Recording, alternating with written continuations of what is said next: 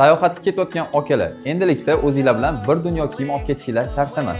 Hozir sizlarga bitta shim bilan 3 xil podbor yig'amiz. Oq shimimizni kiyib oldik, endi ustiga polo ko'ynagimizni tanladik. Bu komplektimizga moslab akalar Brunello Cucinelli brendli tapchkamizni tanladik. Birinchi podborimiz ham tayyor bo'ldi. Ko'rib turganlaringizdek oppoq rangda. Bu lukimizni kiyib olib, sizlar plyajlarga chiqib bemalol dam olib ketsanglar bo'ladi.